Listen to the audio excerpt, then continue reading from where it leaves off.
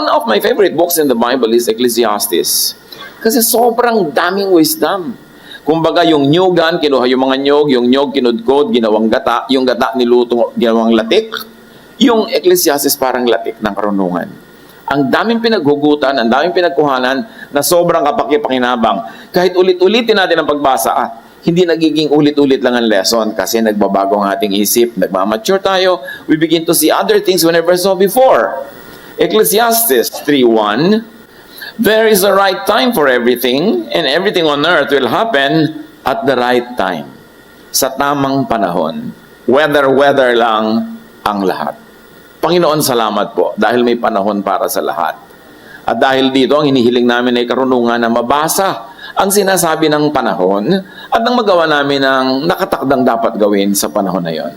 Kayo po, Panginoon, ang mangaral, kayo ang magturo, give us peace, may you be our guide, our protector, and now our teacher. We seek you, Father, in the name of Jesus.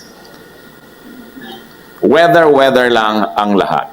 Sa pagbasa po natin ngayon ay Ecclesiastes, more than preach what it could mean in your life, I would like to ask you, think about what it means to you. Nandyan yung verses for all of us, pero kanya-kanya tayo ng reading. Anong kahulugan nito sa buhay ko? Ecclesiastes 2:1-2, sinabi ko sa aking sarili, at ito si King Solomon na pinakamarunong sa lahat, liban kay Jesus, ang nagsasalita. Halika, subukan mo kung ano ang kahulugan ng kaligayahan. Magpakasaya ka. Subalit ito man ay walang kabuluhan. Ang halakhak ay pinalagay kong kahangalan at ang kaligayahan ay walang kabuluhan. So ang unang itatanong mo, not good? Is it not good to be happy? Is it not good to seek fun? Pero introduction lang niya yun. Dramatic kasing magsalita itong si Solomon. Ibig sabihin, pag sinabi niyang walang kabuluhan, meaningless, vanity, it is not to be taken literally as 100% meaningless. Pero ang gusto lang niyang sabihin, napakalaki ng bayad para mo ito makuha, nagmumukha tuloy meaningless. Ecclesiastes 2:3, sa pagnanasa kong makamit ang karunungan, ipinasya kong magpakalasing sa alak. Sa loob-loob ko ito na ang pinakamainam na dapat gawin ng tao sa maikling panahong ilalagi niya sa mundong ito. Sa pag-iisip-isip ni Solomon, isang factor ang malinaw sa kanya. Maiksi ang buhay dito sa mundo compared doon sa kabilang buhay. Dapat hindi sayangin, hindi aksayahin ang naman sandali. Kasi Solomon ay sumubok ng maraming paraan para sulitin ang buhay. At isa sa kanyang sinubok, pagpapakarunong, at ngayon meron pa siyang sinubok, sabi niya, pagpapakalasing sa alak.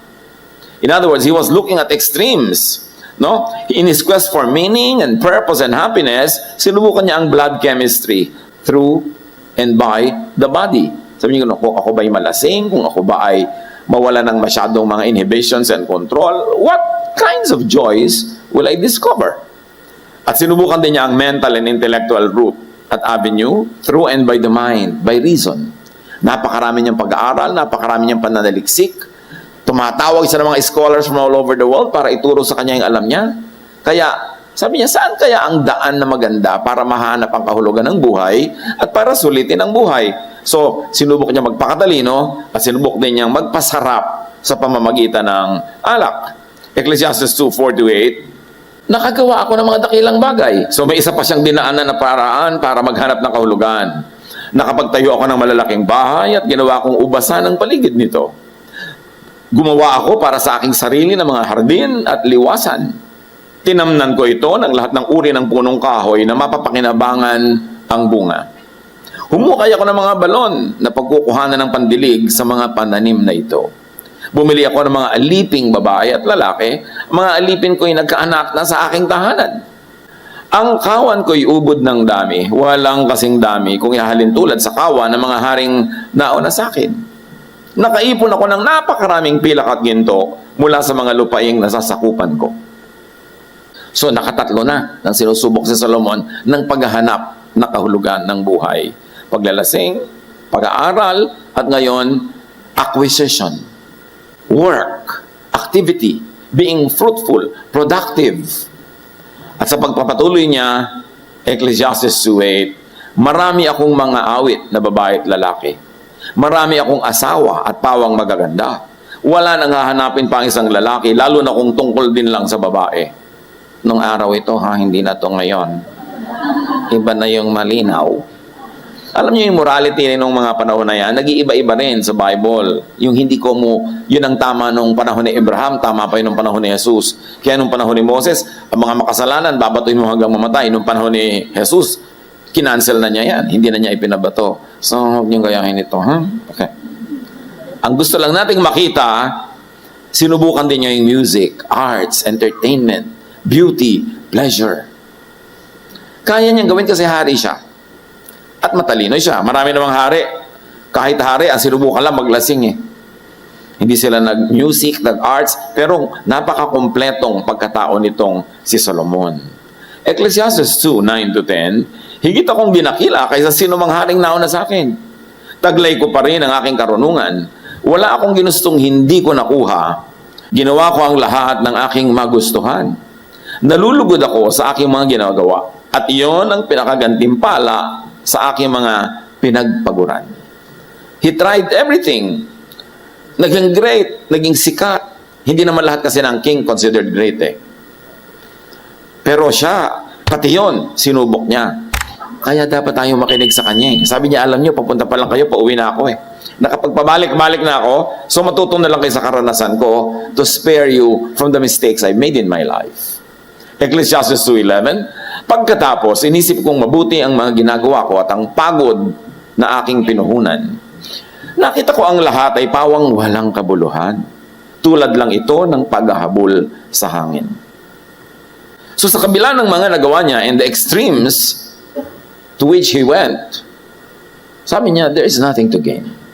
Ang totoo, nothing was added to life and nothing was added to the earth. Oo, bumili ako ng mga halaman. Alam niyo ang mga hari na marurunong, kahit mga pharaoh sa Egypt, nagpapakuha yan ng mga halaman sa ibang bansa, ini-import nila, tinatanim nila sa garden nila para yung mga bunga nun, pakinabangan nila. Marami silang ginagawang magaganda. Pero sabi niya, alam niyo yung halaman doon sa Lebanon, nilipat ko lang dito, o wala namang nabago sa planeta, lumipat lang yung halaman, pero nandito rin. Parang kayo, bibili kayo ng halaman sa Cartimar, dadalhin niyo sa garden niyo ang mahal-mahal. Oh, nandito pa rin sa mundo yun. Bakit yan nalang hayaan yung nandun siya para hindi kayo gumastos? Di ba? Yung ang dami-dami nating inilalagay, gusto nating maging atin, ganoon din naman ang ending. So, sabi niya, alam niyo, maraming walang kabuluhan. So, bili kayo ng bili, ito mag-transfer lang naman ng lugar. No? Bibili ka ng bahay bakasyonan, ikaw pa ngayon ang magme-maintain, hindi ka na lang mag-hotel. Total, pamisa-misa ka lang magbakasyon, ang nagpapasasa doon yung bantay. Tapos yung bagyo, tawag ka ng tawag, nasira ba ang bubong, nasira ba ang ganito, ganon. Ikaw gasta ng gasta, gaano karaming araw na nandun ka a year. In other words, sabi niya, alam niyo, maraming ginagawa ang tao na walang kabuluhan. Pero kung gusto niyo talaga magkaroon ng bahay bakasyon, bahala kayo. Pero ang point, mag-isip-isip kayo, ito ba talaga ang pinakamakahulugan sa buhay? Ecclesiastes 2:12-21, naisip ko ang wakas ng isang hari ay tulad din naman ng mga nauna sa kanya. So kahit greater siya than all the kings that sat before him on the throne, sabi niya, pare-pareho lang naman kaming mamamatay. Pare-pareho lang kami nang sasapitin. Tinimbang kong mabuti ang karunungan, ang kabaliwan, at kamangmangan. Napatunayan kong mas mabuti ang karunungan kaysa kamangmangan, tulad ng kabutihan ng liwanag kaysa kadiliman. Naalalaman ng marunong ang kanyang patutunguhan, ngunit hindi alam ng mangmang ang kanyang hahangganan. Ngunit napatid kong iisa lang ang hantungan ng lahat. So, alam ng marunong more or less kung siya pupunta. Yung mangmang, di siya alam. Pero sabi ni Solomon, pareho lang ng pupuntahan yan. Napagod pa ako kaaaral. Yun talaga ang sinasabi niya. Sinabi ko sa aking sarili, ang sinapit ng mangmay ay siya mo rin sasapitin. Ano nga ba ang napala mo sa labis na pagpapakarunong? At naisip kong ito man ay wala ring kabuluhan. Pagkat kung paano ang mangmang ay nalilimutan pagdating ng araw, ganon din ang lahat ng mamamatay, maging ang marunong man o ang mangmang. Kaya't kinamuhian ko ang buhay sapagkat pawang kahirapan lamang ang idinulot nito sa akin. Lahat nga ay walang kabuluhan at tulad lang ito ng paghahabol sa hangin. Wala na rin halaga sa akin ang lahat ng pinagpaguran ko sa mundong ito sapagkat ito'y maiiwan lamang sa susunod sa akin. Sabi niya, alam niyo, kahit gaano ko karunong, siya gaano kamangmang, pareho lang kami mamamatay. Kung minsan nga, mas mahaba pa ang buhay niya. At mas malakas siya tumawa. Alam niyo daw yung mga bobo, mas malakas tumawa, kaya hinaan niyo ng konti. Para, hindi, di ba, dahil matalino. So, ang point, sabi niya, pareho lang. Ang dami ko nang ginawa, halos tuloy kamuhian ko ang buhay kasi hindi ko pa rin nakita kung ano ba talaga ang worth na gawin sa buhay. Sabi niya gano'n. Ipon ako ng ipon, nagpayaman ako. Tapos mamamatay ako, mamanahin lang ng anak ko na mag-aasawa. At pag namatay ang anak ko, sa asawa na niya. At mag-aasawa uli yung manugang ko ng ibang asawa naman na hindi ko ano-ano, sila na ngayon nanditira sa aking palasyo. Nag-iisip ba kayo ng ganyan, mga rich parents? Kaya mga bata nagtataka, ba't ang lola ko mukhang pera? Kasi marurunong na ang matatanda, kitang-kita na nila na pag nagpakasal ka, na in love ka, magiging kahati mo na yan sa mamanahin mo sa kanila. Kaya nag-aalala sila na baka mamaya mapagsamantalahan ka, baka mamaya na 1, 2, 3 ka lang. Kaya mas wise yung matatanda. Nag-iisip sila at marami silang kinoconsider pag nag-iisip. Kasi pinapayaman ng karanasan yung kanilang pananaw. Pero sabi niya, ibibigay ko lang to sa lahat ng susunod sa akin. So, tama ba yun? Tama bang ubusin ko ang pagod ko sa buong buhay para ipamana ko sa anak ko na wala na siyang pagod, minana na lang niya at e-enjoy na lang niya at pag ipinamana na niya sa magiging apo ko, ibebenta na ng mga apo. Di ba yun ang general rule? First generation works hard, second generation enjoys, third generation sells. So sabi niya, parang sayang naman ang pagod ko, ba't ko gagawin? At sabi niya, at sino ang nakatitiya kung siya'y marunong o mangmang? Yun daw pamamanahan niya. Gayon man, siya pa rin ang magmamana ng lahat ng mga pinagpaguran ko at ginamitan ng karunungan sa mundong ito. Kaya mag-isip-isip yung mga taong mag-asawang puro sakripisyo, naubos na ang buhay nyo kasi sa sakripisyo para lumuho ang buhay ng anak. Pagkatapos, anong gagawin ng anak nyo doon? Anong gagawin ng apo nyo? Dapat nagtitira kayo sa sarili. Dapat yung buhay nyo, buhayin ninyo at bigyan nyo ng buhay at isa buhay. Kasi yan lang ang buhay nyo. Kaya kailangan, bagamat, sabi nga ni Solomon, sinubukan ko lahat, nagpakatalino ako, nagpundar ako, nagtrabaho ako, pero dapat may balance. Kasi, yung buhay mo, yun lang ang buhay mo. Kailangan, hindi ka malugi. Kahit sino pa yung mahal mo at gano'n pa siya kamahal, pero ikaw, mahalin mo rin yung buhay mo, dapat hindi ka lugi. Marami mga magulang na sobrang naghirap para mapagpaaral yung anak. At nung nakapag-aral at nakapag-asawa, nalimot na si magulang. Tapos si magulang magsisiman, huli na kasi may edad na sila, hindi na nila mauulit. Yun dapat pala nagtabi ko kahit konti para sa sarili ko. Dapat pala nag-enjoy ako noon kahit paano. Hindi puro sakripisyo ang ginawa ko sa aking buhay. Yan ang matututunan kay Solomon. Kung gusto niyong matutunan. Yan sabi ko, kanya-kanyang application yan eh.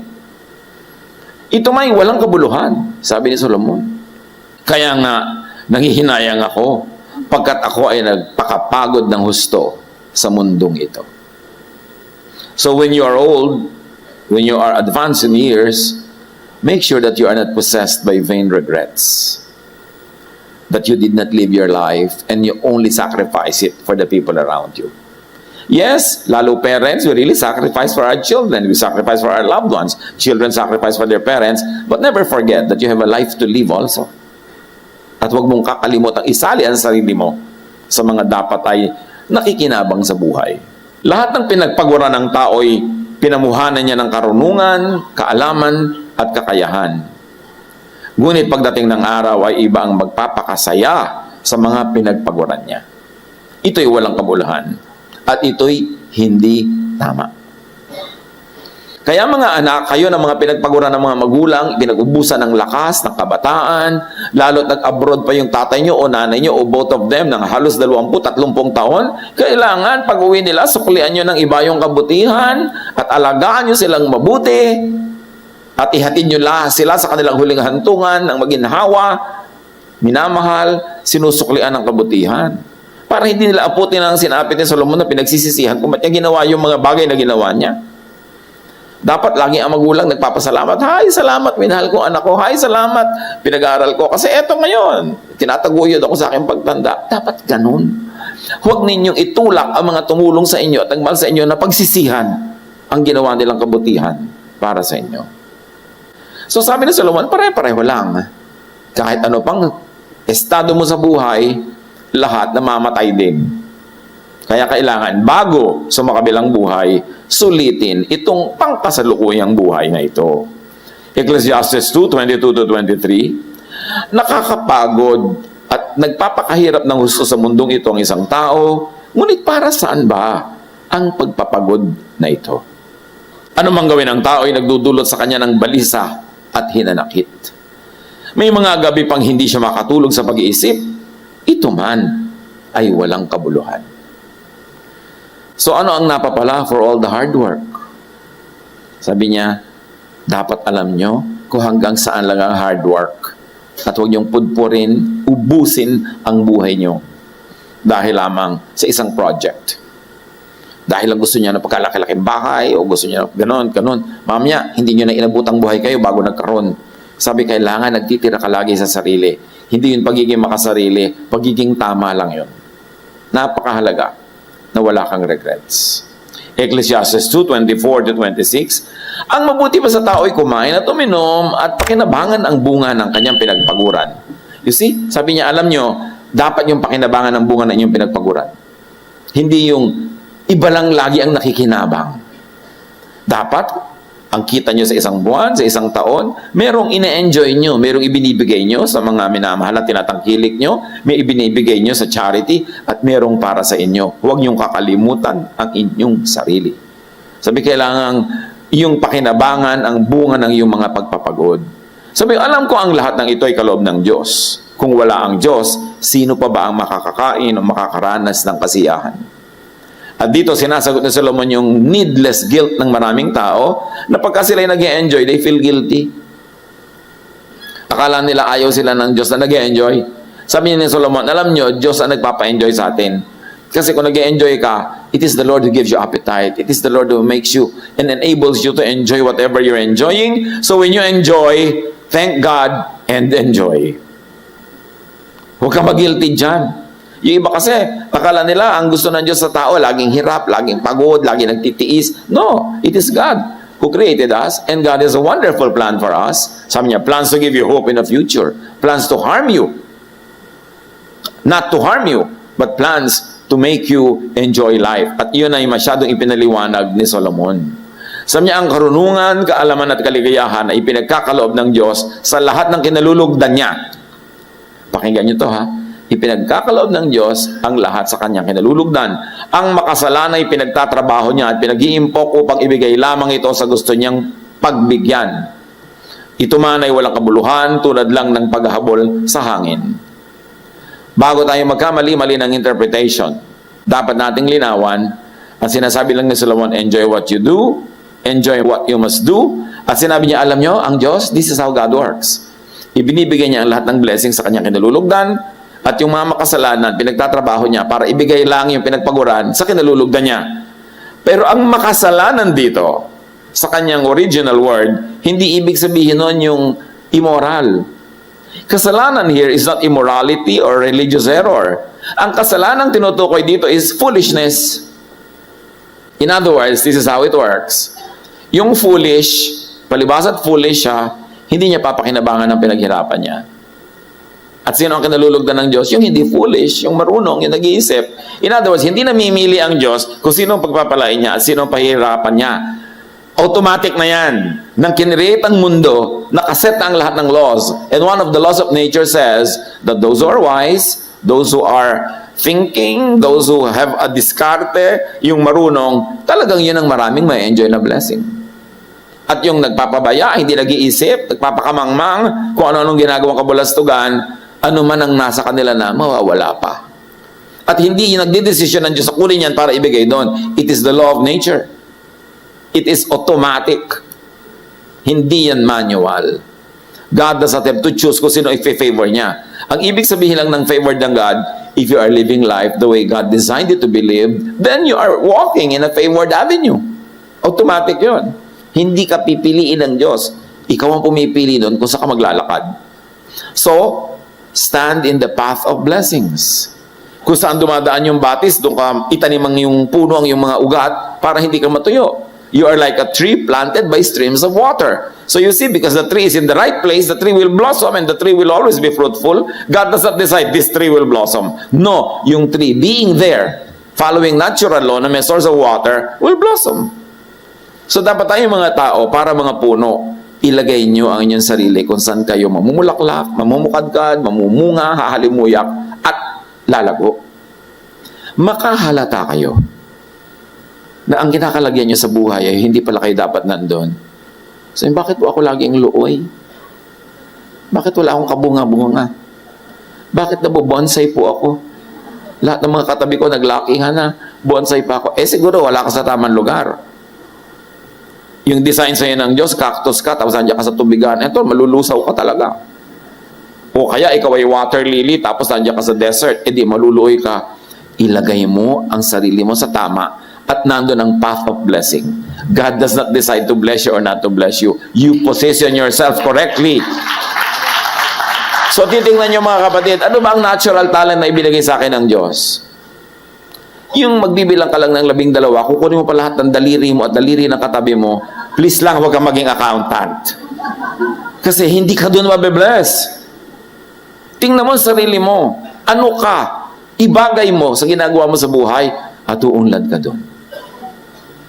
Dapat nandun. Hindi yung gagayahin mo yung kapwa mo, iba naman siya, iba yung gift niya. Tumama ng lugar at magiging tama ang buhay. At sabi niya, alam nyo, ang lahat may panahon eh. Ecclesiastes 3:1-8, ang lahat sa mundong ito ay may kanya-kanyang panahon. May kanya-kanyang oras. So bukod sa pagiging nasa tama kang lugar, dapat nasa tama ka ring oras. Yung kasalanan na pinag-uusapan natin kanina means not immorality, not religious mistake, but missing the point in life. Na-miss mo yung point. Na-miss mo kung sino ka, ano ka. Nasa maling lugar ka. So yun ang kasalanan doon. Kaya sa Laguna, sa Cavite, sa Quezon, tinatawag yan na sala. Nag-shoot ka sa basketball, hindi nag-shoot, sabi niya, ay sala. Ibig sabihin, hindi swak. Di ba? Yung hindi tugma. So yun lang ang ibig sabihin ng kasalanan. Wala ka sa tamang lugar. Hindi ibig sabihin nun lagi masama ka o immoral ka. At yun tinatawag na makasalanan ka kaya hindi ka na-bless. Dahil hindi ka swak sa kinakalagyan mo. Automatically, mamimiss mo ang blessing. So kasalanan in this sense is being clueless about what works and what doesn't. Yung, alam mo yung opportunity, pag tinake mo yan, magiging very prosperous ka. Pero hindi mo kilala alin ang opportunity, alin yung danger, yun ang kasalanan. Sala ka. Hindi ka tugma. Hindi ka bullseye sa ginagawa mo. Hindi ka nakasentro. That's why it will never work. People who miss the point just become gatherers and carriers. People who get the point receive the gifts. Kaya itama ang sarili. At sabi nga sa Ecclesiastes 3:1-8, ang lahat sa mundong ito ay may kanya-kanyang panahon, may kanya-kanyang oras. Mayroong panahon ng pagsilang at panahon ng pagkamatay, ng pagtatanim at ng pagbunot ng tanim, ng pagpatay at ng pagpapagaling. So, huwag po tayong pumatay. May eczema ka nga no? Meron kang fungi dyan sa balat mo, patayin mo para mabuhay ka. Di ba? Alang-alamang pati fungi, alagaan mo pa. Panahon ng paggiba at ng pagtatayo, ng pagluha at ng pagtawa, ng pagluluksa at panahon ng pagdiriwang, ng pagkakalat ng mga bato at pagtitipon nito, ng pagyayakap at paglalayo, ng paghahanap at ng pagkawala nun. May panahon ng pag-iingat sa isang bagay at ng pagtatapon, ng pagpunit at ng pagtahi, ng pagtahimik at ng pagsasalita, ng pagmamahal at pagkapuot, ng digmaan at ng kapayapaan. So you see, lahat ng binabanggit ni Solomon, extremes. Pero yung mga extremes na yon, hindi siya masama o mabuti by itself. Sabi ni Solomon, nasa timing. Nasa timing. May timing na tama magalit. O hindi po ba, Christian tayo, hindi tayo nagagalit. May panahon na maling hindi magalit. May panahon na dapat nagmamahal ka. May panahon ng lahat ng extremes. So ang nagpapatama dito, ang nagbibigay sa kanya ng rightness or wrongness is not the act, is not the thought, but the timing. Dapat nasa tamang panahon. Kaya may tamang panahon talaga ng paghimas ng anak, mayroon naman ng pagsampiga. May tama talagang pagbibigay, mayroon namang hindi pagbibigay.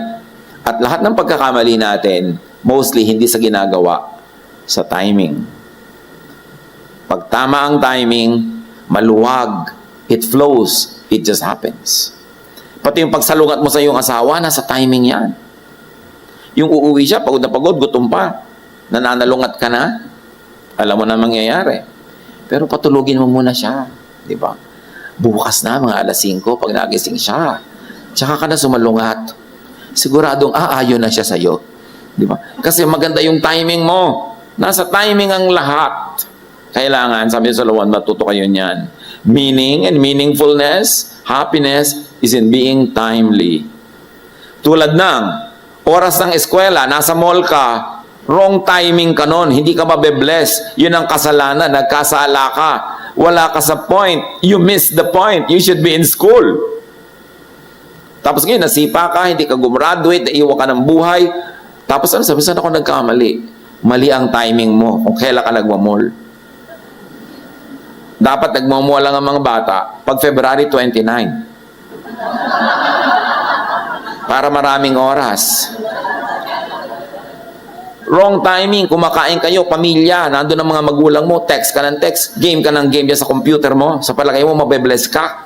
Di ba? Wrong timing, hindi yan ang time para dyan. Merong birthday yung pamilya mo, maktol ka ng maktol, drama ka ng drama, it's a time for the family to be happy. Mali ka dyan, kasalanan yan, sala. You miss the point. And people who miss the point will miss blessings. Kailangan i-timing mo yan. At kailangan, happiness is in reading and flowing with time. Okay. Meron kayong mahal sa buhay, nagkasakit, inilaban nyo talaga, pinagamot, tapos sumakabilang buhay pa. Well, it's a time to die. Accept it. May time to live, may time to die. Di ba? Sabi ni Solomon. Bakit na-accept mo lang yung time to live, nung time to die, ayaw mong tanggapin? Ngayon na ng buhay. Ano gusto mong mabuhay ka ng 3,000 years? Matanda ka pa sa pyramids? Dapat tanggapin.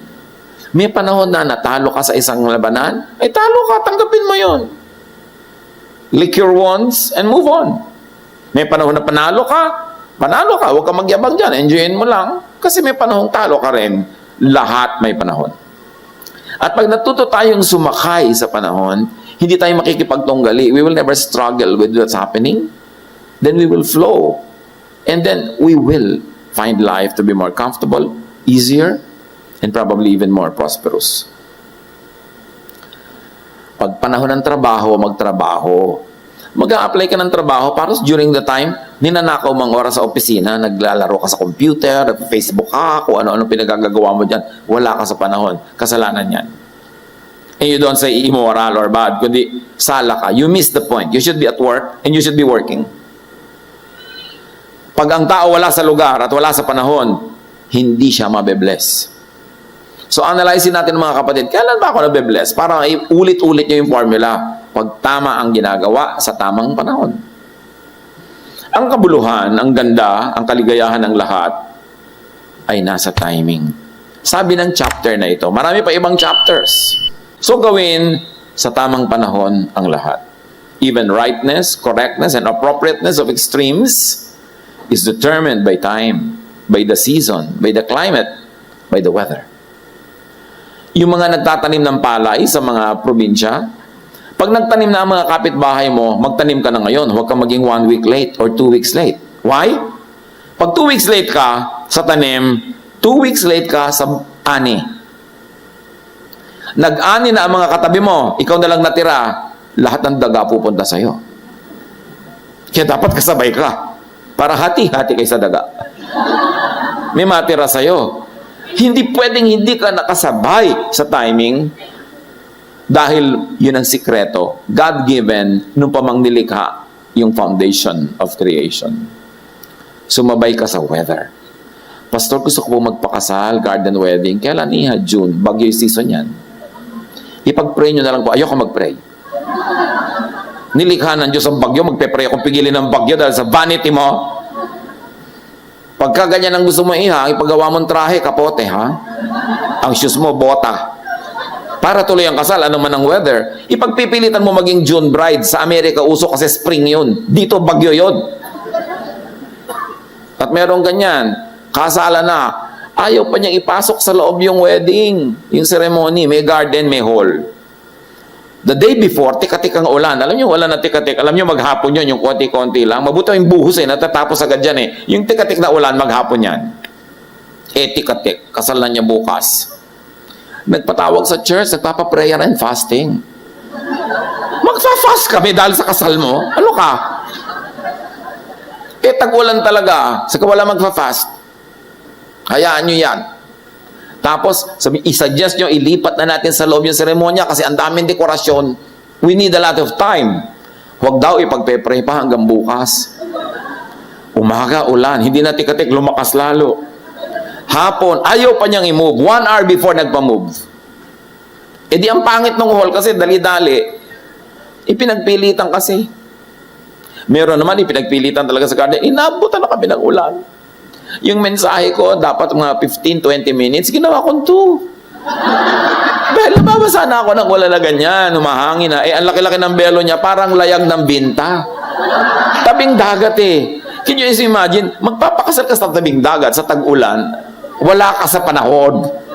Kahit anong dasal ang gawin nating lahat, hindi tayo mabe-bless niyan. So ilagay mo sa tamang oras, sa tamang lugar, para ka mabless. Kasi may automatic blessing yon. Hindi lang sa kasal, sa lahat ng bagay. O bata pa kayo, wala pa kayong asawa, huwag mo lang kayo magbuntis mga iha. Maling panahon. Kahit anong gawin nyo, lahat na nagmamahal sa inyo, madadamay din dyan. Itama. Magbasa, makiramdam. Umayon, makibagay, makidaloy sa panahon. Sa itinakda, sa hinihingi ng panahon. May mga pamilya, kung minsan sumasayad kayo financially, panahon yan para magtipid. Panahon yan para mag-adjust kayo lahat. Magtulong-tulong kayo. Kayo magreklamo sa nakasanayan yung ginhawa. Panahon ngayon na taghirap. Mahirap bang makita yon? Adjust. Panahon naman na meron, di mag-enjoy kayo. Adjust. Etong tanong. Ang laki po ng problema ko. Sinusubok ko na lahat para ma-solve. Hindi ko po malaman kung paano sa-solven. Pag wala kang alam, pag wala kang magawa, pag walang tama na choice, pag walang tugma, dapat huwag kang gumawa, maghintay ka. Wait! Sa tamang panahon, mangyayari ang tamang mangyari. When the solution is not clear, don't solve it. Just wait upon the Lord. Wait and see that the Lord is good. Do other things. Get productive in many other ways, but don't try to solve something na wala pang clear na solution. Dahil ang solution, lalabas yan sa tamang panahon. Bakit? Because God is God of balance. Pag may problema, may solusyon. Ang problema ko po pa sa walang solusyon. Hindi problema yan. Wala pala solusyon. Ba't mo pa na problema? Tanggapin mo na lang, live with it. Kasi pag may problema, may solusyon dapat. Pag walang solusyon, huwag mong problemahin. Tanggapin mo na lang para tahimik ang buhay mo. And remember, wait for the right time. Kailan po yun? Magpaparamdam yun sa'yo. Malalaman mo pag tama na ang panahon, huwag mong unahan ang panahon. Dapat lahat nasa tamang panahon. Panginoon, turuan niyo po kami na i-apply ang mga principles na ito ni Solomon. Binless mo ng iba yung wisdom na ngayon ay kami nakikisalo. Turuan mo po kami how to deal with these issues in our lives and how to learn from the use of proper timing, and placement.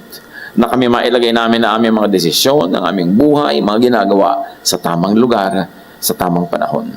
Pag bulay-bulayan mga kapatid sumandali, isipin na i-apply ito sa ating pag-approach sa mga pang-araw-araw na mga suliranin at mga alalahanin. Lord, continue to deal with your people and may you give each one matay o nakakapagbigay buhay ang mga salita. Hurtful words, mga masasakit, nakakasakit na salita. Salamat, Panginoon, sa buhay at salamat kayo rin na nagpapagaling ng mga sugat na aming puso. Sa sandaling ito, Panginoon, bigyan niyo po kami ng kaaliwan sa aming espiritu, ginhawa sa aming kalooban, at maging sa aming mga lupang katawan. Pagalingin niyo po ang aming mga karamdaman, at ngayon, turuan niyo kami magtuon ng pansin sa inyo lamang. Mangaral po kayo, akayin niyo kami, turuan. Dalangin namin ang lahat ng ito sa ngalan ni Jesus na iyong anak, aming Panginoon at tagapagligtas. Hurtful words. Kailan tayo huling nasaktan dahil sa salitang narinig natin mula sa iba?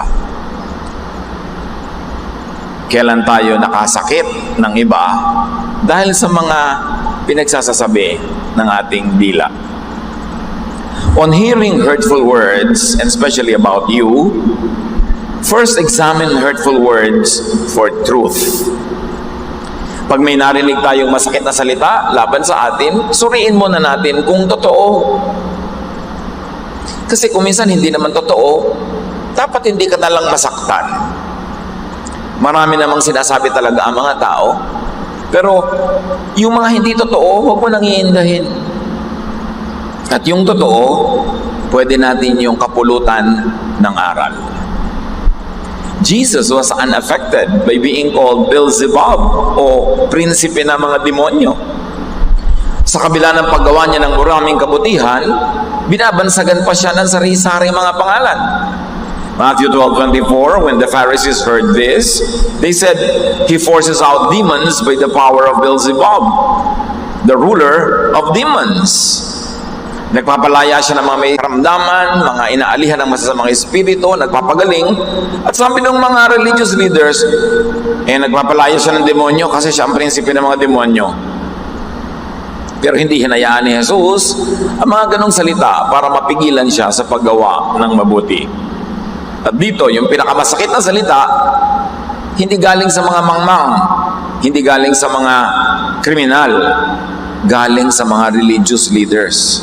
And in truth, the tongues and words of some religious people could be most hurting. Bantayan natin ang ating mga sarili. Kung minsan may nalaman lang tayong konting verse sa Biblia, may natutunang konti, sobra na tayong manghusga ng kapwa, sobra na tayong mausig, sobra na tayong magsakit ng manakit ng kapwa at magsalita ng masasakit dahil lang sa tingin natin ay alam natin ang salita ng Diyos. Mas malupit ang dila ng mga relihiyoso kaysa sa mga hindi relihiyoso pag ang mga relihiyosong ito ay hindi nagbantay ng sarili. Pag tayo nakakarinig ng sari-saring sinasabi ng iba tungkol sa atin, lalo ngayon ang dali-daling magkalat ng sasabihin dahil sa text, dahil sa social media, suriin muna ang sinasabi nila. Galing lang ba sa emosyon o sa reason o sa ignorance ang sinasabi nila? May mga tao may sasabihin napakasakit laban sa atin dahil lang bigla silang nasaktan, bugso ng damdamin, o may nakarating sa kanilang mga bali-balita na maaring mali naman. Huwag nating patulan ng mga ganon. Huwag tayong masyadong magpa-apekto sa sinasabi ng tao na nagmumula sa kanyang emosyon. Ang pakinggan natin, kung nagsasalita ang tao galing sa kanyang katwiran.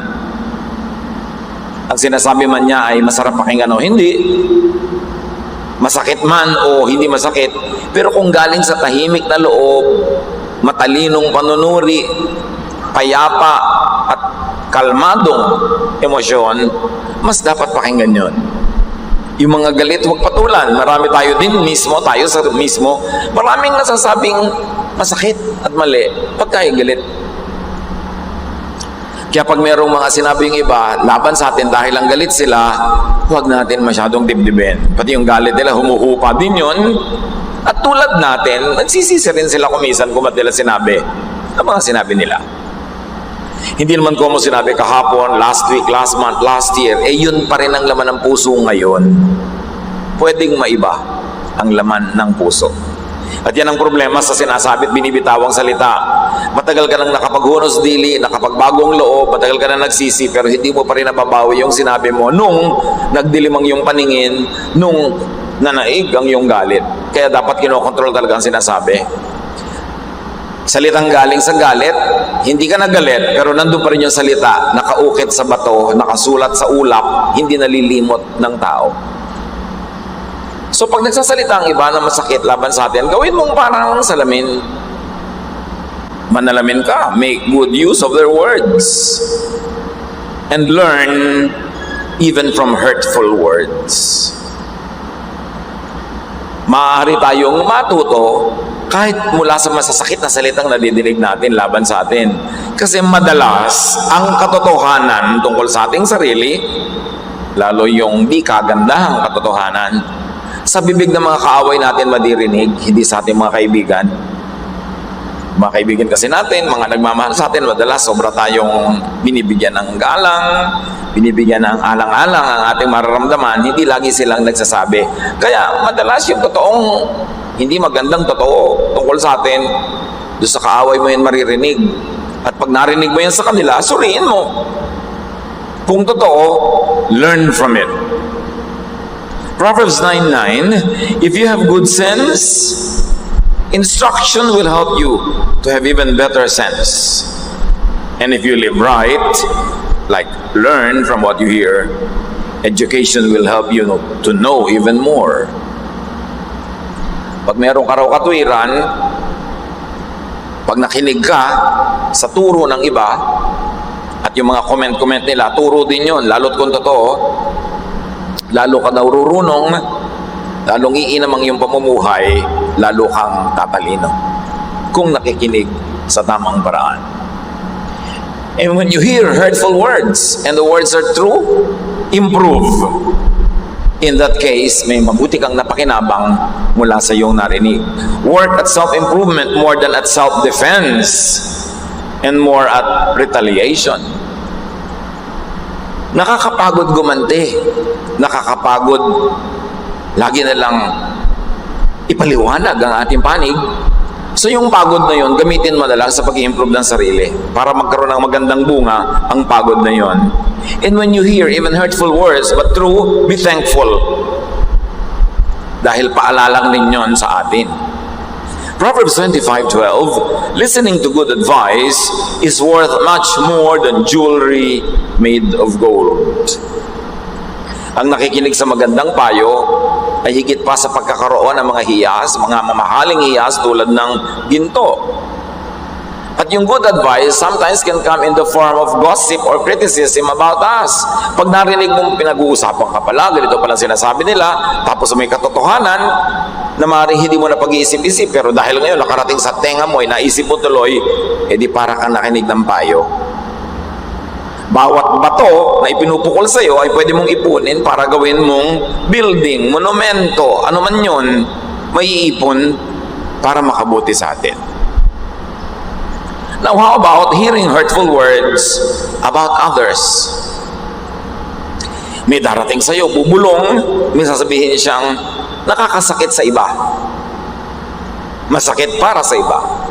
Magte-text siya, mag-i-email, magpapadala ng message sa iyo na tungkol sa iba, na kung maririnig nung iba na yon ay masasaktan sila. Anong dapat nating gawin tungkol doon? Una, tanggapin natin na maraming taong ganon. Tinutukoy sila sa Biblia. 1 Timothy 5:13, besides they will get into the habit of going from house to house. Next, they will start gossiping and become busybodies, talking about things that are none of their business.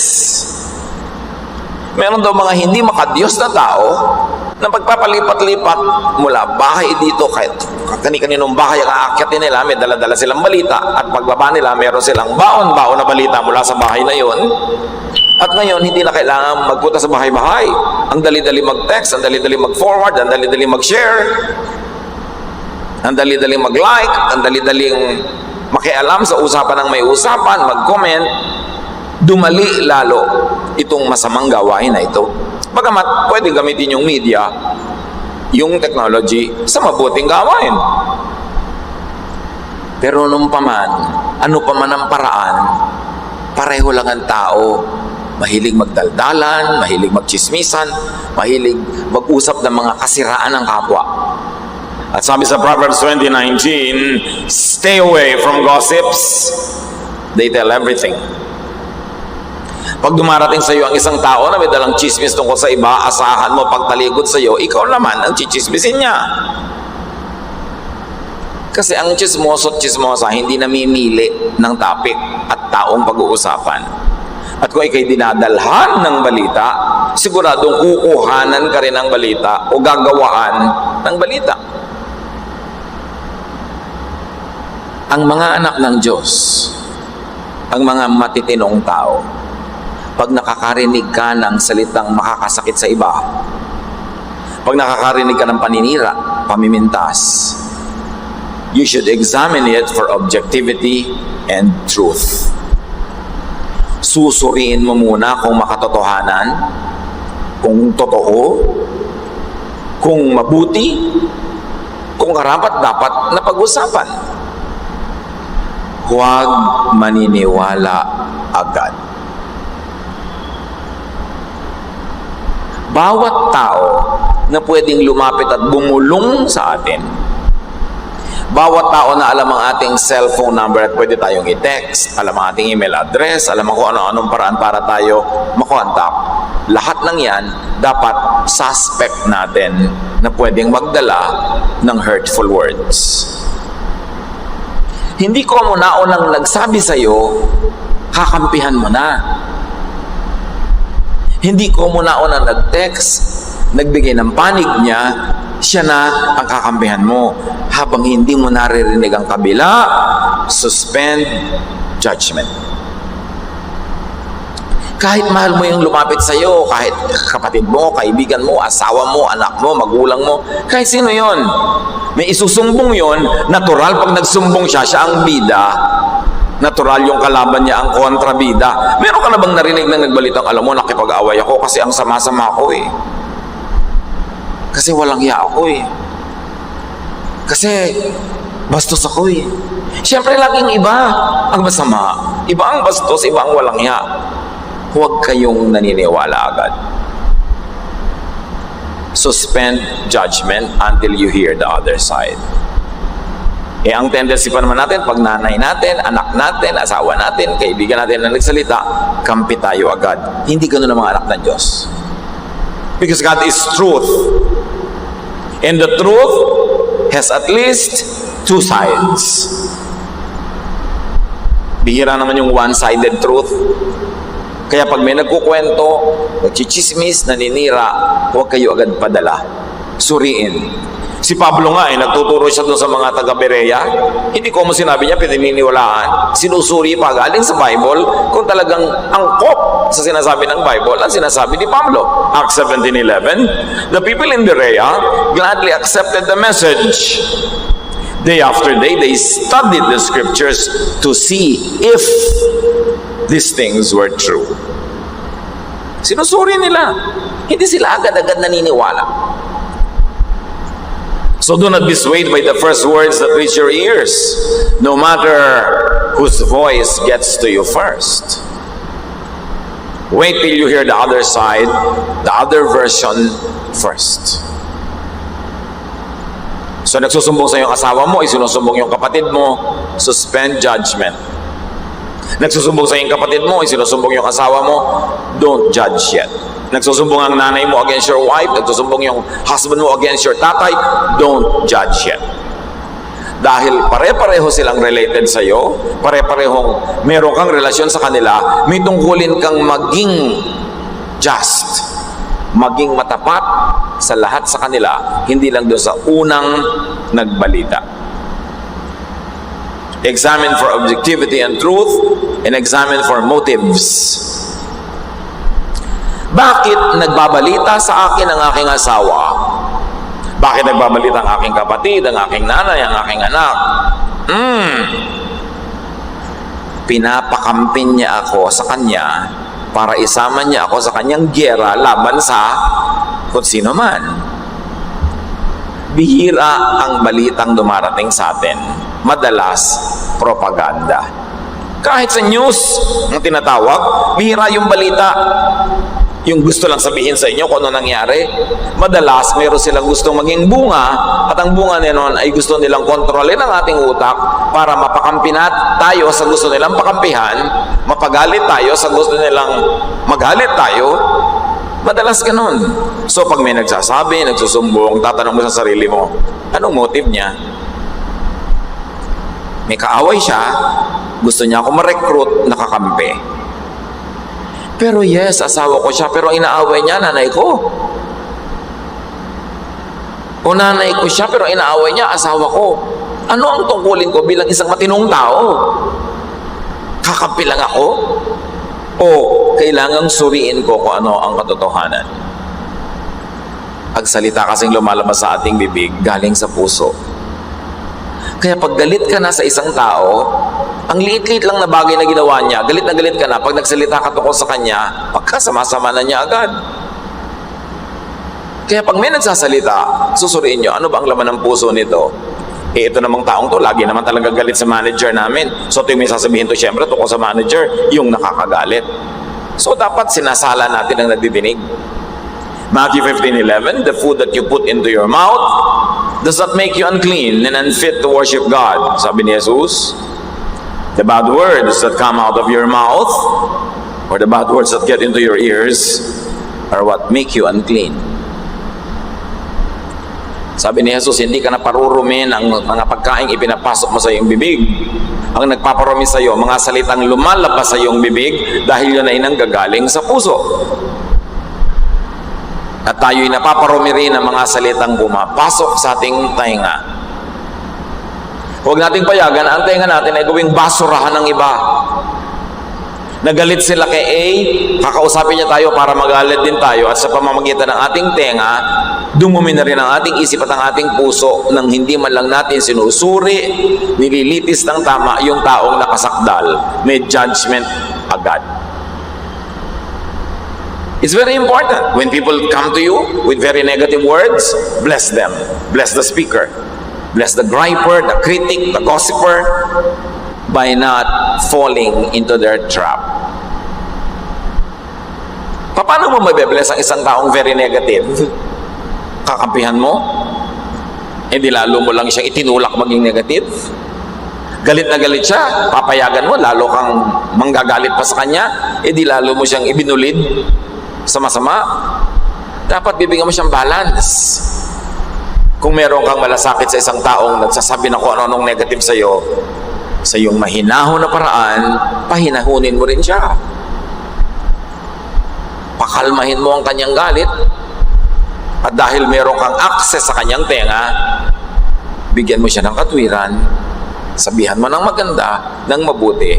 At sa isang paraang hindi nakakainis, maging abogado ka naman nung isinasakdal niya. Diba, sinasabi niya, nakakainis talaga tong taong ito, bla bla bla bla bla bla.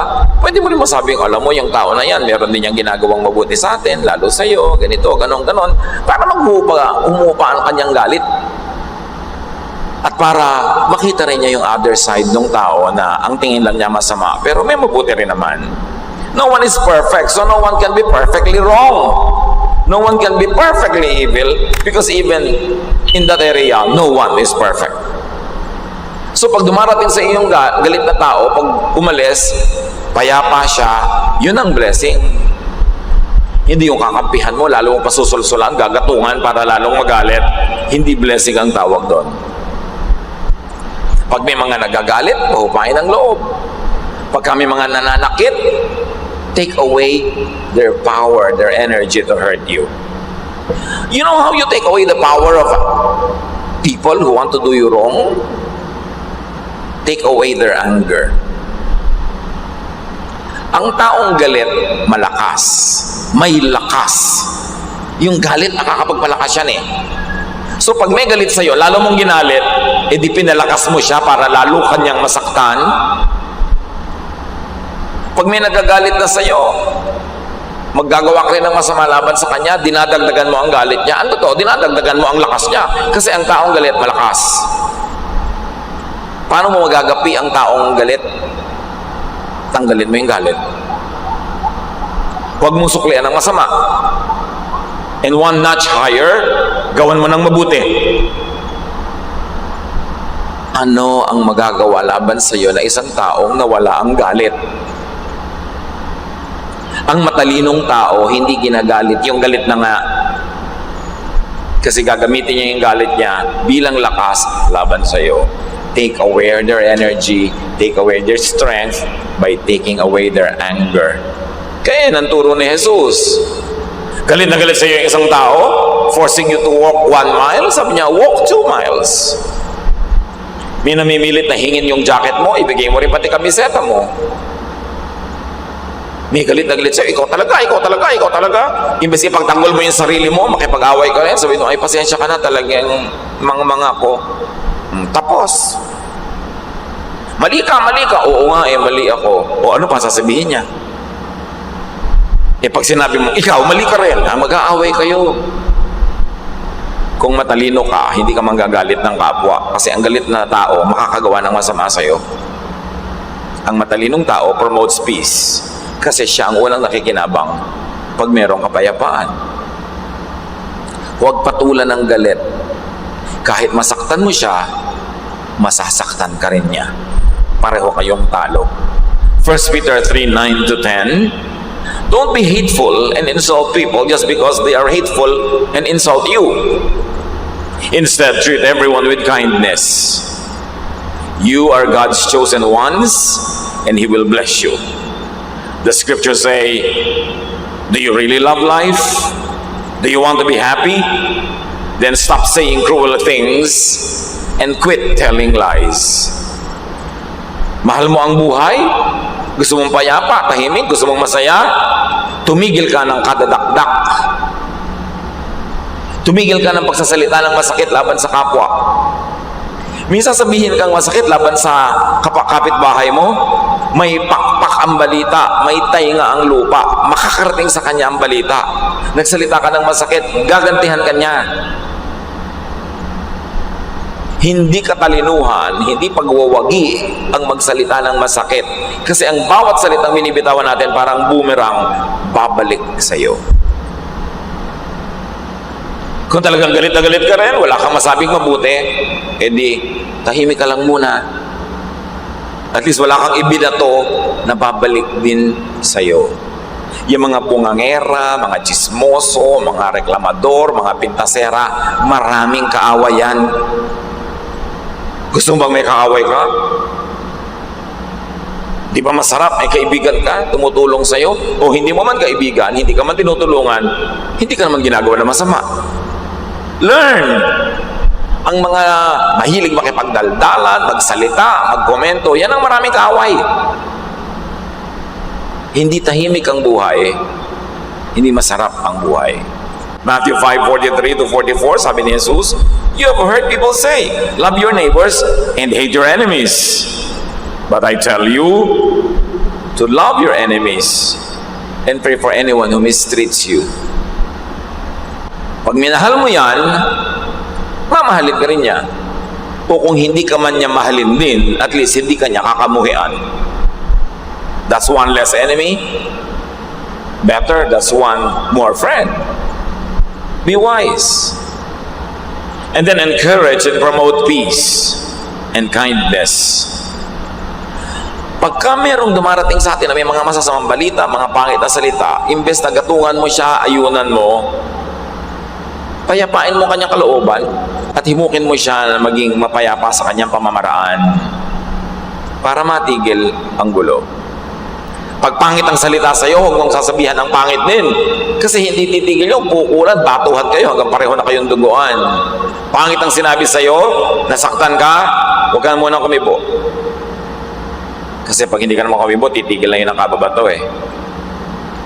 Pero pag hindi ka na kumibo, bumato pa rin, mga 2 o 3 beses din yun, titigil na. Pero habang bumabato ka, paganti, hindi rin siya titigil. The best answer to someone who says very wicked and unkind words is a kind answer or silence. Proverbs 15:1, a kind answer soothes angry feelings, but harsh words stir them up. Pag mabait, banayad, mahinahon ang iyong sagot, gaano man siya kagalit, huhupa din ang kanyang galit. Dahil ang kapayapaan at mapayapang sagot, nagtatanggal ng galit ng kapwa. Ephesians 4:29, stop all your dirty talk. Say the right thing at the right time and help others by what you say. Tigil na daw yung mga salitang walang katuturan, masasakit, marurumi, pangit, walang buting idudulot sa ating buhay. At pag tayo nakarinig ng mga salita laban sa iba, contain and bury hurtful words. Sa mga pangit at masasamang salitang nadidinig natin, ituring natin ang ating tenga na sementeryo. Pagpasok doon, baon, libing. Huwag natin ituring ang ating bibig na broadcast station, Channel 99. Huwag natin ituring ang ating bibig na communication tower, na pag pumasok sa ating tenga, lalabas sa ating bibig, daig pa natin ang media. Dapat walang ganyanan. Listen, brothers and sisters. When you hear negative words about others, do not repeat or spread hurtful words. Pag narinig nyo na disente kayong tao, ibaon nyo na. Hindi yung, alam mo ba kung anong sabi niyan tungkol sa'yo? Naku ha, ikaw ay messenger from hell. Gagatungan mo pa, gagalitin mo. Bakit mo gagatungan? Bakit mo siya gagalitin? Anong mapapala mo? Ang apoy, kaya nagpapatuloy na maglagablab kasi merong fuel. Kung merong firewood, hagisan mo yung apoy na humihina na ang apoy, hagisan mo ng bagong kahoy, lalagablab uli. Pero pag wala ka nang inilagay na bagong gatog, mamamatay na yung apoy. Parang kalan na wala ng gas, wala ng kuryente, titigil yon. So kayo, huwag maging gatong. Huwag na magdagdag sa balita, huwag nang pahabain, huwag nang pag-usapan. Huwag nang pahabain pa yan. Kumisa na magkakapatid, ang paboritong topic, mga hipag, mga bayaw. In a negative way, ha? Yun din mga hipag-hipag, mga pag nakikita-kita yung magbibilas na yan, ang topic yung magkakapatid na asa-asawa nila.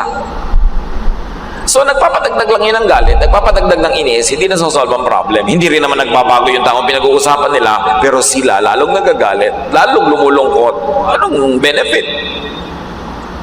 Do not say or share hurtful words to persons who could or who would spread them. Pag meron na kayong alam, galing sa inyo o galing sa iba, ipapasa nyo, huwag nyo ipapasa sa iba na alam nyo, ikakalat lang niya yon. At ito kumisan na nagpapalala ng mga gulo kahit sa mga pamilya. May sasabihin ka sa kapatid mo, tungkol sa isang kapatid pa, alam mo naman yung kapatid natin, ganyan, ganyan, ganyan. Tapos pagka siya na ang kausap doon, sabi niya, alam mo, sabi niya tungkol sa iyo. Kasi ang mga alam ng tao, pag siya'y nagipit, ginagamit niyang sandata laban dun sa iba o laban dun sa nagsalita. Sinabihan mo ko, galit ka kay A. Nung nagalit ako kay A, wala na akong masabi. Sasabihin ko rin, alam mo ba siya, galit din sa'yo. Hindi lang ako. Idadamay niya ngayon yung iba na wala sa usapan. Alam mo ba, sabi niya tungkol sa'yo, wala ka daw kwentang tao, maramot ka daw, masama ka daw. Kasi wala na akong masabi, kukunin ko na yung sinabi ng iba na alam ko. Kaya huwag niyo ipinagtitiwala kung kani-kanino ang iniisip niyo tungkol sa iba. Kasi gagamitin nila yun pag nagipit. At kumisan gagamitin nila laban sa inyo mismo. Yung mga ipinagtapat nyo sa kanila, yung mga sinabi nyo sa kanila, oras na nais sila, nagalit sila, nagipit, gagamitin nila laban sa inyo. Ang matalinong tao, hindi daldal ng daldal tungkol sa iniisip niya. Kasi oras na ipinagtiwala mo ang iniisip mo sa iba, pwede nilang gamitin para sa kanilang sariling kapakinabangan. To prove lang nila na talagang tama sila, mali yung kausap nila, isasangkot ka sa usapan. Eh si ano nga, sabi, mali ka rin eh. Dalawa na kami nagsasabing mali ka. Wala ka kamalay-malay yung sinabi mo in confidence, yung ipinagtiwala mo, gagamitin niya behind your back para lang palakasin ang kanyang offense or defense. At yan ang nakaka-frustrate ko minsan. Taong pinagtitiwalaan mo, may sinabi ka, bilang malalaman mo, alam na ng iba. Kanino pa nanggaling? Di sa kanya. Importante na pag may nadidinig tayo, hanggat di tayo binibigyan ng permiso nung nagsabi sa atin, hindi natin uulitin sa iba. May lumapit sa'yo, alam mo nakakainis itong si person B. Sabi mo, oo nga eh. Sabi nga ni person A, nakakainis siya si person B. Sinabi sa akin ni person A. May permiso ka ba ni person A na sabihin yun? Wala. So yun ang isang uri ng betrayal. Whatever is shared in confidence, whatever is shared in private, you are not at liberty to share with others, to repeat to others. Especially if the people concerned who told you anything are people of important position, people of important social position, dapat ang sinasabi, pinagtitiwala nila sa inyo, private. Do not betray the trust. Proverbs 21:23, watching what you say can save you and others a lot of trouble. Pag sinabi sa'yo, lalo kung emosyonal o galit o hurting ang nagsabi, you are not entitled to repeat or spread it. Kasi maaaring humupa na yung galit niya nung nagsabi sa'yo, pero ngayon inuulit mo pa sa iba as if hanggang ngayon galit pa siya. Ano ang narinig na hindi dapat ipapasa o sinasabi? Yung kung ang kaharap ang gusto mong pasahan ay hindi sana sasabihin nung nagsalita. Halimbawa, may persons A and B. May sinabi sa iyo si A tungkol kay B. Pero alam mo na kung nandun lang si B, kaharap niyong dalawa, tatlo kayo, hindi sasabihin ni A kasi nandun si B.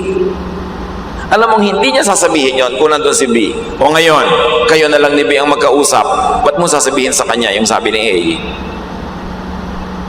Eh kung nandun nga si B, hindi naman sasabihin ni A yun eh.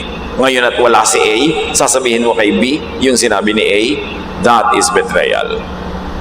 Kababaan ng pagkatao yung ganong kadaldalan. Sasabihin mo, pag sinabi ko ito sa kanya, pag nandito naman siya, hindi ito sasabihin nun eh. So bakit ko ngayon sasabihin? It is shared in private. It must remain private. Titus 3:9, but don't have anything to do with stupid arguments, and stay away from disagreements and quarrels. Such arguments are useless and senseless. Sa kapapagchismisan natin tungkol kay A, nagbago na ba si A, bumuti na ba siya? Hindi pa rin. So tayo lang naiinis, tayo nagagalit. So we should stop doing this.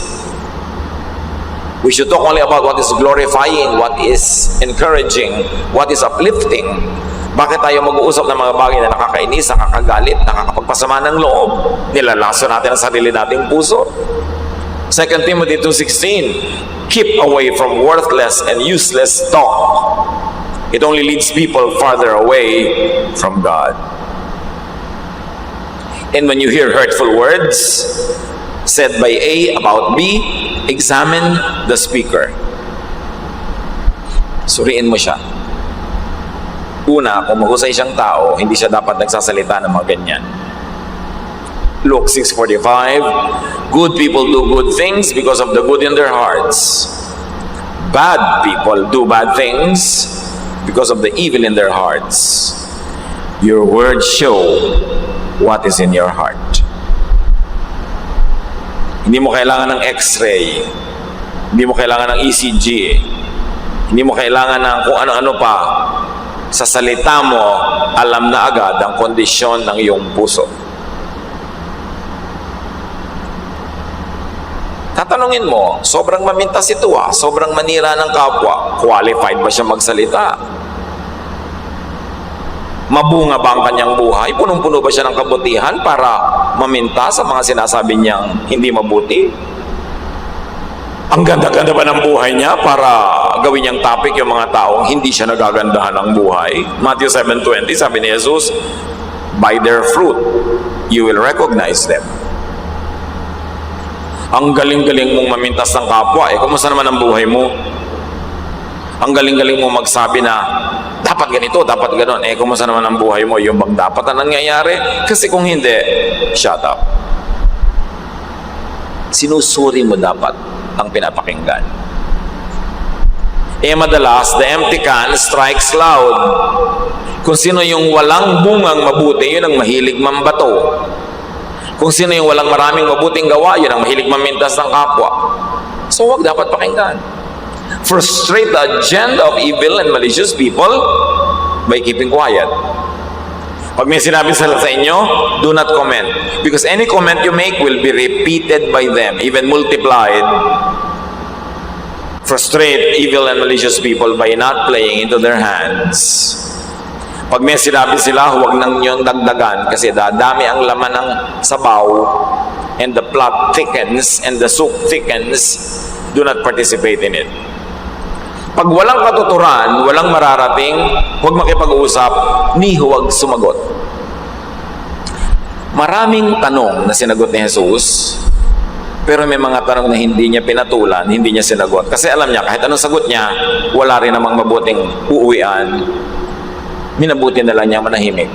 Matthew 26:63, but Jesus did not answer. Ang lola ko, nung araw na buhay pa, pag may sinabi kang walang kwenta o nagtanong ka ng walang kwenta, titingnan ka lang niyang ganon.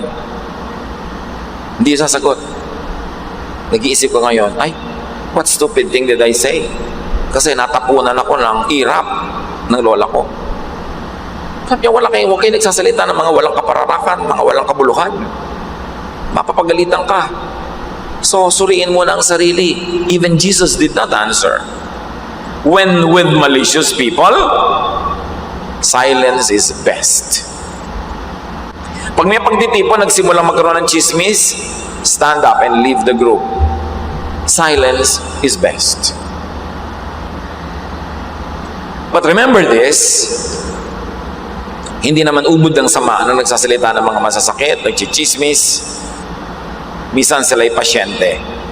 Because most hurtful words are cries for help.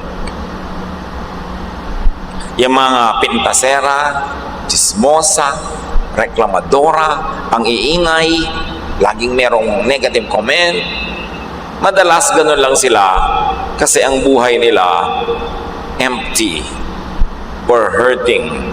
Madalas sila din ay wounded. Kaya lang mali ang approach nila. Wounded na nga sila. Ang ginagawa pa nila, they wound others who would wound them back in return.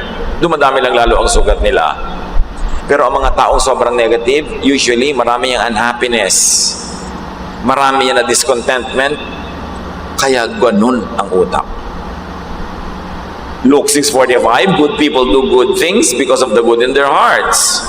Bad people do bad things because of the evil in their hearts. Your words will show what is in your heart. So yung mga hindi maingat magsalita, ibinibisto nyo lang sa kapwa ang kalooban ninyo. At kung mayroong mga ganon, imbes mainis tayo at magalit, let the Spirit of God take control of us. And let us have compassion on these hurting people who are in the business of hurting others because they don't know any better how to handle their own wounds.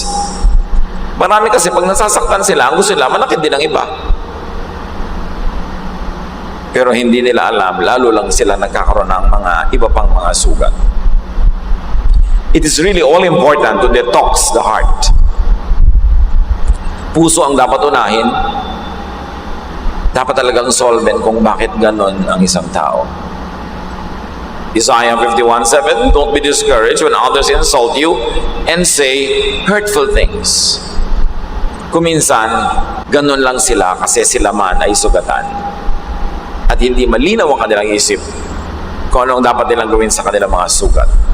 But stop and minimize listening to what many people say anyway. Huwag lagi makiumpok, makipag-uusapan ng mahaba. Don't encourage na humaba pa ito. Proverbs 14:7, stay away from fools or you won't learn a thing. Dapat pag may kausap ka, 2 minutes, 3 minutes, 5 minutes, 10, 15, 20, whatever, paghihiwalay nyo, you're edified. May natutunan ka, mas bumuti ang iyong pagkatao, gumanda ang pananaw mo sa mundo, may nalaman ka impormasyon, dapat ganun ang kausap. Pag hindi nangyayari yon, you are wasting your time. Piliin ang konting taong pahahalagahan ang salita. Meron magsusumbong sa'yo, huy, sabi ni ganito, ganun ka daw. Sino ba yon? Okay, wala namang kwenta yun sa akin, so hayaan mo siya. Ano naman ang accomplishment nung nagsasabi? Ano naman nagawa niya sa buhay? Ano naman ang napatunayan niya? Wala. Wala pala. Ba't mo papahalagahan ang salita niya? Yung salita ng walang kwentang tao ay walang timbang at bigat. It must not be allowed to carry weight. At saka syempre, ang mga tao maraming sasabihin yan. Kung minsan naman ang sinasabi nila, sincere, meron namang wala lang masabi. Magsasalita pa ng negative, hindi naman galing sa puso. O kaya, ang dami sinasabi, pero mangmang kasi, kaya niya sinasabi yon. So, hindi lahat ng sinasabi ng tao pinapahalagahan. Ecclesiastes 7:21, don't listen to everything that everyone says, or you might hear your servant cursing you. Pagka ba nag-uusap ang ating mga empleyado, ang ating mga katulong, naku, pinupuri kaya tayo, pinagpepiestahan. Huwag niyo nang asahan na pupurihin kayo. Mabuti kung pinupuri, pero kung madalas, hindi naman, huwag niyo nang asahan yun. Pag pinag-uusapan kayo ng mga taong naiinggit, anong inaasahan niyo? Purihin kayo? Yung tao lang na mahalaga sa inyo, ang papahalagahan niyo, ang salita. Yung iba, hindi naman kayo pakain, hindi kayo tinutulungan, hayaan nyo silang sabihin nila ang gusto nilang sabihin. Do not always diddly ask, ano sabi? Mahilig tayo ganun eh. Ano sabi? Ano sabi sa'yo? Yung para kang basurahan, naghahanap ka ng basurang itatambak sa'yo. Ano sabi? Lalo alam mo na may sinasabing laban sa'yo, may kausap siyang tao pagbalik sa'yo. Ano sabi? Ba't ka naghahanap ng sakit ng ulo? Bakit naghahanap ng problema? Pagka nga dumadating sa'yo, sabi na, alam mo, may sinasabi sa tungkol sa'yo, sabi mo, I don't wanna hear it, it's beneath my dignity. Dapat ganun. I will not dignify what they're saying about me. The opinion of God and intelligent people about me is what is important to me. Ganun. Do not needlessly ask about other people's thoughts and words and lives. O ano, kumusta na siya? Ano na nangyayari sa kanya? Bakit yung gustong malaman? If it doesn't concern you, don't ask about it. If you cannot help, don't ask about it. Umahanap tayo ng basura. Now, on saying hurtful words, kasi madalas tayo din nagsasalita na nakakasakit, check your heart. Check your motives. Jeremiah 17:9, the heart is deceitful above all things and beyond cure. Madalas din tayo, pag may sinasabi, meron tayong hidden agenda. Hindi lang natin gusto mag-inform, gusto natin mag-influence. Hindi lang tayo nagsasabi ng katotohanan, gusto nating manggalit, gusto nating magkaroon ng kakampi. Gusto nating manghikayat, manguto, manghuthot. Marami tayong ginagawa para manipulatin ang kapwa. The heart is deceitful above all things. Kaya dapat laging pinapasuri sa Diyos. Psalm 139, 23-24, look deep into my heart, God, and find out everything I am thinking. Don't let me follow evil ways, but lead me in the way that time has proven true. Suriin niyo po ako at gabayan para ang daanan ko lang ay yung napatunayan ng tamang landas. And stop, minimize saying hurtful words. Pigilin ang dila. Psalm 34:13, don't say cruel things and don't tell lies. Every cruel thing you say will come back to you. Pag tayo may sinasabi, mapakampi lang natin yung kausap natin, half-truth lang ang sasabihin natin. But a half-truth is also a half-lie. Pag kalahati lang na totoo ang sinabi mo, it means yung kalahating hindi totoo, hindi mo sinabi. Or hindi mo sinabi ang kalahating dapat ding sabihin. Kaya nga pag nanunumpa ka sa huwes, I swear to say the truth, nothing but the truth, the whole truth, all truth. Hindi ka half-truth lang. Matthew 12:36, sabi ni Jesus, I promise you that on the day of judgment, Everyone will have to account for every careless word they have spoken. At kung tayo ay may mga nasaktan na sa ating dila, make it up to people you have hurt. Say sorry. Pay. Restitute. Restore. James 5:16, if you have sinned, you should tell each other what you have done. Then you can pray for the one another and be healed. Remember, you have sinned, you will tell the offended person what you have done. Hindi yung, she had sinned, I will tell others about her sin. Hindi ganun. I tell only about my sin to the person I have offended. I am not in the business of talking about the sins of other people. Yun ang ayaw na ayaw ni Jesus. So let's move on to beautifying our words. Pagandahin. Because hurting words come from hurting hearts. Because ugly words come from ugly thoughts and feelings. Beautify your heart, so your words will be beautiful.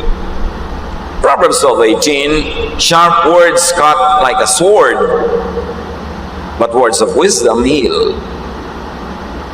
Ang salita ay pwedeng manakit at pwede ring magpagaling. Matthew 15:17-20, sabi ng Panginoon, don't you know that the food you put into your mouth goes into your stomach and then out of your body? But the words that come out of your mouth come from your heart. They are what make you unfit to worship God. Out of your heart come evil thoughts, murder, unfaithfulness in marriage, vulgar deeds, stealing, telling lies, and insulting others. These are what make you unclean. Yan ang nagpaparumi sa kaluluwa ng tao, mga salitang marurumi. So beautify your words by beautifying your heart first. Suriin ang puso, laging ipasuri sa Diyos, laging ipalinis, bantayan. Proverbs 4:23, carefully guard your thoughts because they are the source of true life. And very importantly, learn to reassign and to beautify words. Merong mga pagbibitaw na pangit, may maganda. Maraming beses, kahit ako mismo, meron akong gustong ipaimbita para makausap, meron akong gustong i-discuss, meron akong gustong sanang ipakiusap na gagawin nila. Sasabihin ko sa isang tao, pakiimbita mo dito si kuya ganon para makausap ko. Pagpunta niya doon, tawag kayo. Pangit agad ng bitaw. Diba? Yung masakit sa tenga, ha? Sino naman siya para ipatawag ako? Yung magagalit ka tuloy agad dahil pangit ang bitaw. Pag kayo namamagitan sa dalawang tao, si A may sinabi, patungo kay B, sikapin niyo ang pagsasabi niyo ang pinakamagandang paraan because you are a child of God, you should be an ambassador of peace. May bigay si A na pagkain kay B. Sabi ni A, ano, nagustuhan ba? Hindi. Napinasan pa. Pwede mo lang pagkandahin na nilalasap-lasap niya at sinusuri. Pero para i-interpret mo in a very negative way, nanggagalit ka ng kapwa. At marami sa atin napaka-irresponsibleng messengers. Yung boss sa office, may gusto makipag-usap, may nararamdaman, gusto magpahinga. Sasabihin sa sekretary, pwede ko bang makausap si boss, si sekretary? Pagod, tulog, ganun agad. Hindi mo lang masabing, may dinaramdam, payagan mo na natin magpahinga. Mamaya, pagka malakas na siya, tatawagin kita. Pero sabi agad sa'yo, may appointment ka ba? Pagod siya. Magagalit ka doon sa tao na hindi mo na lang siya yung nagsabi sa'yo, yung sekretarya lang, pero galit ka doon sa tao kasi yung sekretarya is a secretary from hell. Hindi marunong mag-represent in a beautiful way. Lumili ka ng kaaway para doon sa boss. Samantala wala ka malay-malay yung boss na ganun pala ang nangyayari. Beautify your words. Si Jesus nga John 11:11-13, our friend Lazarus is asleep and I'm going to wake him up. They replied, Lord, if he is asleep, he will get better. But Jesus really meant that Lazarus was dead. But they thought he was talking only about sleep. Si Jesus man, nagpapaganda ng salita. Hindi niya sabing, si Lazarus, patay na. Sabi niya, natutulog. Tayo kung minsan, may namatay na kamag-anak. Text ka agad doon sa anak, patay na nanay mo. Ano ba naman klaseng balita yan? Diba? Naku, yung palang kapatid nyo, na-stroke. At ang pagsasabi pa, na-stroke. Pati yung pagsasabi, nakaka-stroke eh. Ibang, gandahan yung pagsasalita. Nung yung tatay namin namatay, long ago, isa-isa ko tinawagan ng mga kapatid ko. I had the unpleasant task, the sad mission to tell my mga kapatid. So yung isa, tinawagan ko sa office. Sabi ko, okay ka ba? Oo, bakit? Relax ka ba dyan? Oo, maupo ka muna. Kasi nakakapanlambot ang balita ko. Ano yun? Ganon. Tsaka mo sasabihin, hindi yung pagsabi, alam mo si Daddy, patay na. Bihira naman eh. Nakakamatay din ang pagsasabi mo. Don't sensationalize. May mission tayo to be agents of peace, to be agents of comfort. Pagandahin ang salita. At pag nakakarinig kayo ng pangit na presentation tungkol sa ibang tao, huwag kayo maniwala agad. Huwag nyo isipin agad, masama yung boss nito, masama yung tao. Isipin niya lang, baka hindi siya marunong mag-represent. Don't judge immediately. If you think you are being religious but can't control your tongue, you are fooling yourself. And everything you do is useless. Ang tunay na pagiging maka-Diyos, unang-unang na ipapahiwatig sa pagpili ng salita. Kaya kahit dito sa atin sa day by day, hindi natin ginagamit yung word na namatay. We say, gumraduate. Pag nag-text siya, gumraduate na pala si ate, ganon, ganon. Siyempre, because ang kamatayan ng mananampalataya is a graduation, is a promotion, really. Although painful, although nakakamiss, pero it's really a graduation. So you don't say, patay na pala si ganon. Kasi ang sakit sa tenga. Pinipili natin. James 3:5, our tongues are so small, yet they brag about big things. It takes only a spark to start a forest fire. Isang maliit na apoy nakakapagsimula ng malaking sunog. Do not allow what some people think and say to hurt you too much. Otherwise, you would always hurt. Huwag tayo maging sensitive. Kasi lagi ka masasaktan. Proverbs 19:11, it's wise to be patient and show what you are like by forgiving others. At kung lagi kang napipintasan, nasasaktan, draw inspiration from some politicians, from some showbiz people, even some religious personalities or very visible persons. Lagi silang binabato, pero buhay pa rin. Magaganda pa rin, fruitful pa rin, masaya pa rin, business as usual. Huwag kayong magpalugmok sa salita ng iba. May kasabihan, stick and stones can break my bones, but words can never break me. Kung binato ako na totoong bato, masasaktan ako. Hinampas ako talaga ng napakalaking kahoy, masasaktan ako. Pero salita lang ng isang chismosa, salita lang ng isang commentator, ay, hindi yan nakakabali ng buto. Ganun dapat attitude mo. Sino ba may sabi? Siya lang naman pala eh. Bayaan mo siya. Stick and stones can break my bones, but words can never break me. At meron ako isang natatandaan na nabasa ko nung high school. Sabi niya, don't bother yourself about a fair or stormy weather. Squalls or wind must sometimes whistle around. When people live together, some will smile and some will frown. But you need not mind them. Travel on as best as you can. Take them as you find them. So pag may mga taong magkakasalamuha, nagkakahalubilo, may matutuwa sa iyo, merong hindi, may ngingiti, may sisimangot, hayaan mo lang sila. Huwag mo na silang ibigin na baguhin, papaniwalain sa iyo, hayaan mo sila, take them as you find them. Not everyone will like you. That's okay.